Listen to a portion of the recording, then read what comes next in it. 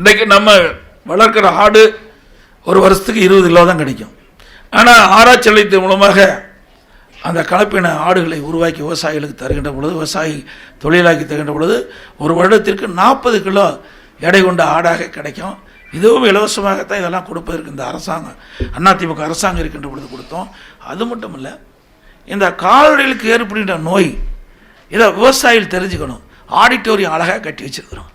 விவசாயிகளை ஒவ்வொரு மாவட்டத்துக்கு 2 நாளைக்கு ஒரு மாவட்டத்துக்கு அங்கேயே பேருந்து வசதி, அவர்கள் விவசாயிகள் தங்குவதற்கு வசதி, ஆடிட்டோரியத்தில் அவருக்கு படம் போட்டு அந்த பசுக்கு என்னென்ன நோய் தாக்குது, அந்த நோயுடைய அறிகுறி என்ன, அதை எப்படி குணப்படுத்துறது, இதையெல்லாம் நாங்கள் நடைமுறைப்படுத்துறதுக்கு உருவாக்கி வச்சுருக்கிறோம். அந்த கால்நடை மருத்துவக் கல்லூரி அந்த கால்நடை பூங்காவில் அதோட கோழிக்கு என்ன நோய் வருது, இங்கெல்லாம் கோழி பண்ணை நிறைய வச்சுருக்கிறீங்க. அந்த கோழி என்னென்ன ரக கோழி எப்படி வளர்த்துறது, அதுக்கு என்ன நோய் தாக்கம், எவ்வளோ உற்பத்தி இருக்குது, இதெல்லாம் அந்த ஆராய்ச்சியில் கிடைக்கும். ஆடுகள், பன்றி, மீன், இதையெல்லாம் ஒரு பெரிய திட்டத்தை போட்டு, நான் விவசாயி இருக்கிற காரணத்தினால விவசாயிகளுக்கு ரெட்டிப்பு வருமானம் கிடைக்கும். அது அவருடைய உபத்தொழில் கால்நடைகள். இதுக்குன்னு தனியாக போய் எதுவும் பண்ண வேண்டிய அவசியம் இல்லை. இந்த திட்டத்தெல்லாம் கொண்டு வந்து இந்த அரசாங்கம் அதை சரியாக முறையாக செயல்படுத்தலை, இதெல்லாம் முடக்கி வச்சுருக்கிறாங்க.